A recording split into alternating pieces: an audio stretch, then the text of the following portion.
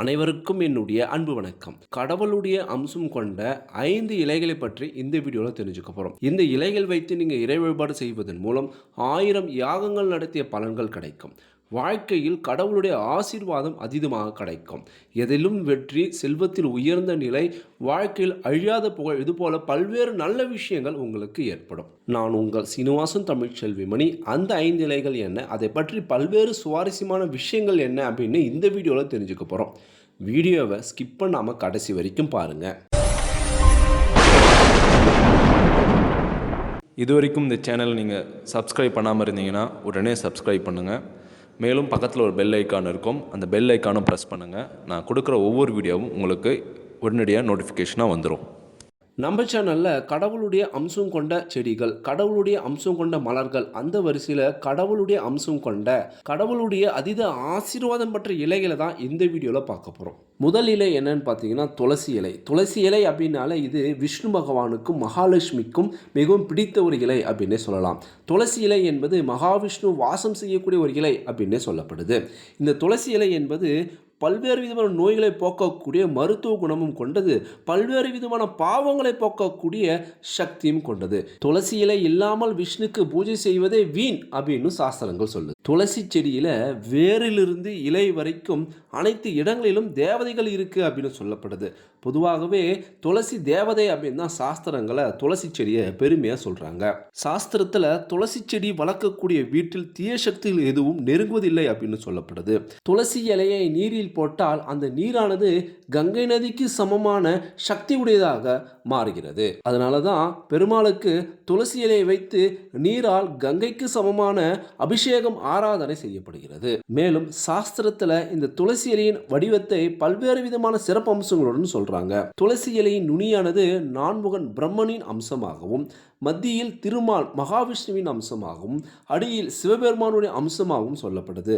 மேலும் மற்ற பகுதிகள் 12 ஆதித்யர்களும், 11 ருத்ரர்களும், 8 வசுக்களும், 2 அஸ்வினி தேவர்கள் இருக்கிறார்கள் அப்படின்னு ஐதீகம் சொல்லுது. அந்த அளவுக்கு சிறப்பு வாய்ந்தது தான் இந்த துளசி இலை. ஒரு வீட்டில் எத்தனை வகையான செடிகள் இருந்தாலும் துளசி செடி இல்லை என்றால் இது பிருந்தாவனம் இல்லை அப்படின்னு சொல்லிடுவாங்க. துளசி செடியுடன் கூடிய பல்வேறு விதமான செடிகள் இருந்தால் மட்டுமே அது பிருந்தாவனம் அப்படின்னு சொல்லப்படுது. துளசிக்கு பிருந்தை அப்படின்னு சிறப்பு பெயரும் உண்டு. மேலும் விஷ்ணு பிரியா, ஹரிப்பிரியா அப்படின்னும் சிறப்பாக துளசி செடியை பற்றி கூறுவார்கள். துளசி செடியை கொண்டு மகாலட்சுமி மகாவிஷ்ணுவை வழிபாடு செய்வதன் மூலம் சகல தோஷங்களும் விரட்டும், துயரங்களை நீக்கக்கூடிய வல்லமை கொண்டது. யார் ஒருவர் வீட்டில் சங்கு, துளசி, சாலிகிராமம் இவை 3ம் ஒன்றாக வைத்து இறை வழிபாடு செய்கிறார்களோ அவர்களா 3 காலத்தையும் உணரக்கூடிய வல்லமை கிடைக்கும் அப்படின்னு சொல்லப்படுது. துளசியை வைத்து இறை வழிபாடு செய்யும் போது வாழ்க்கையில் வற்றாத செல்வம் கிடைக்கும், அழியாத புகழ் உண்டாகும், குழந்தை பாக்கியம் ஏற்படும், கணவன் மனைவிக்கிடையே ஒற்றுமை அதிகரிக்கும், தாலி பாக்கியம் அதிகரிக்கும், பிரிந்த கணவன் மனைவிகள் சேரக்கூடிய யோகமும் அருளும் கிடைக்கும். துளசி மாலை அணியக்கூடிய நபர்களுக்கு பிரம்மகத்தி தோஷம் அப்படின்னு சொல்லக்கூடிய விஷயம் அண்டவே அண்டாது.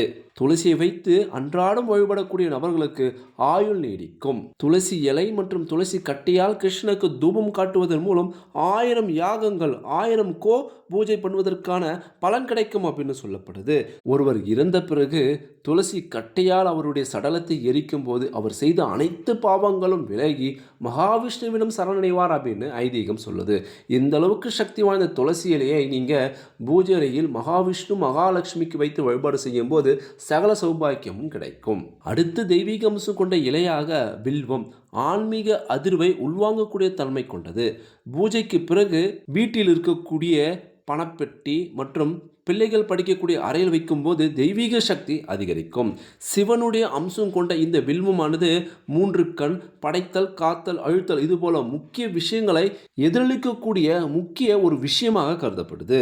மகா சிவராத்திரி அன்று சிவனுக்கு பில்வத்தை கொண்டு பிரார்த்தனை செய்யும் போது, பூஜை செய்யும் போது நாம் செய்த 7 ஜென்ம பாவங்களும் நீங்கும் என்பது ஐதீகம். சிவபெருமானுக்கு வில்வத்தால் பூஜை செய்வது 1,00,000 மலர்கள் கொண்டு பூஜை செய்த பலன் கிடைக்கும் என்பது நம்பிக்கை. வில்வ மரம் என்பது மிகவும் புனிதமாக கருதப்படக்கூடிய ஒரு மரம். இந்த வில்வ மரத்தை வீட்டில் வளர்த்தாலும் சரி அல்லது கோவிலில் வழிபட்டாலும் சரி அஸ்வமேத யாகம் நடத்திய பலன் அவங்களுக்கு கிடைக்கும் என்பது ஐதீகம். வில்வ இலையை பறிக்கும் போது சூரியன் உதயத்திற்கு முன்பாகவே பறிக்க வேண்டும். சிவநாமத்தை உச்சரித்துக் கொண்டே பறிக்க வேண்டும்.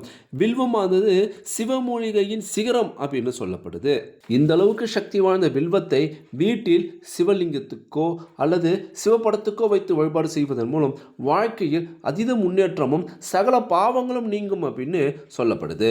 அடுத்து தெய்வீக அம்சம் கொண்ட இலையாக அருகம்புல்லை சொல்றாங்க. அருகம்புல் என்பது மருத்துவ ரீதியில் நம்முடைய ரத்தத்தை சுத்தப்படுத்தக்கூடிய சக்தி கொண்டது. நம்முடைய செரிமான பிரச்சனையை குணமாக்கக்கூடிய வல்லமை கொண்டது. உடலுக்கு தேவையான குளிர்ச்சி அளிக்கக்கூடிய சக்தி கொண்டது. இந்த அருகம்புல்லானது உலகில் முதல் தோன்றிய ஒரு தாவரமாக கருதப்படுது. மேலும் இந்த அருகம்புல்லை கொண்டு விநாயகருக்கு வழிபாடு செய்வதன் மூலம் நாம் நினைத்த காரியத்தில் வெற்றி கிடைக்கும். மேலும் காரிய தடைகள் இருந்தால் அது அகலும். மேலும் வாழ்க்கையில் பல்வேறு விதமான சூழ்ச்சிகளும் எதிரிகள் இருந்தால் அவர்கள் மறைவார்கள். மேலும் பகைவர்கள் இல்லாத ஒரு வாழ்க்கை ஏற்படும். மேலும் தொழில் மற்றும் வியாபாரங்கள் உத்தியோகத்தில் மிகப்பெரிய முன்னேற்றமும் வளர்ச்சியும் ஏற்படும். அறிவு ஞானம் அதிகரிக்கும். படிக்கிற பிள்ளைகளுக்கு படிப்பில் நல்ல கவனமும் உற்சாகமும் ஏற்படும்.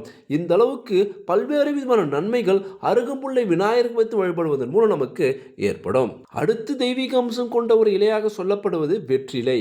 வெற்றிலை என்பது இந்து சாஸ்திரத்தில் மங்கள சுப விசேஷங்களுக்கு பயன்படுத்தக்கூடிய முக்கிய ஒரு இலையாக கருதப்படுது. இந்த வெற்றிலையானது இறை வழிபாட்டிற்கும் பயன்படுத்துவாங்க. நம்மளுடைய இந்து சாஸ்திரத்தில் எந்த ஒரு நல்ல சுப விசேஷங்கள் நடத்தினாலும் அதுக்கும் இந்த வெற்றிலையானது முகூர்த்த பாக்காக பயன்படுத்துவாங்க. மேலும் ஆன்மீக ரீதியிலும் சரி மருத்துவ ரீதியிலும் சரி இந்த வெற்றிலையின் பயன்கள் அளவிட முடியாதது. மனிதனுக்கு ஏற்படக்கூடிய பல்வேறு விதமான செரிமான பிரச்சனைகளை சரியாக்கும். சளி இரும்பல் இதுபோல பிரச்சனைகளும் சரியாக்கக்கூடிய வல்லமை இந்த வெற்றிலைக்கு உண்டு. வெற்றிலையின் சிறப்பம்சமாக நுனியில் மகாலட்சுமியும் மத்தியில் சரஸ்வதியும் காம்பில் மூதேவியும் இருப்பதாக சொல்லப்படுது. இந்த வெற்றிலை வைத்து இறை வழிபாடு செய்யும் போது ஒற்றைப்படையில் வருவது போலதான் இறை வழிபாடு செய்ய வேண்டும். 2 வெற்றிலை ஒரு கொட்டப்பாக்கு என்ற விதத்தில் ஒற்றைப்படையில் வருவது போல இறை வழிபாடு செய்வது அதீத உத்தமம் அப்படின்னு சொல்லப்படுது.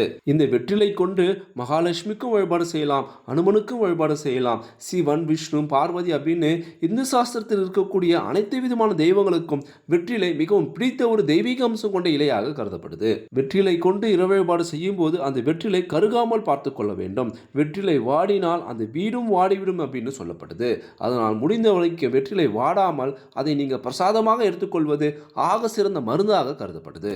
மேலும் முருகப்பெருமானுக்கு செவ்வாய்க்கிழமையில் வெற்றிலை தீபம் போடுவதன் மூலம் முருகனுடைய அருளும் ஆசையும் கிடைத்து நினைத்த காரியத்தில் மிகப்பெரிய வெற்றியும் முன்னேற்றமும் ஏற்படும். தொழிலில் நன்கு வளர்ச்சியும் அறிவும் ஞானமும் ஏற்படும். அடுத்து தெய்வீக அம்சம் கொண்ட 5வது இலையாக மருதாணி இலையை சொல்றாங்க.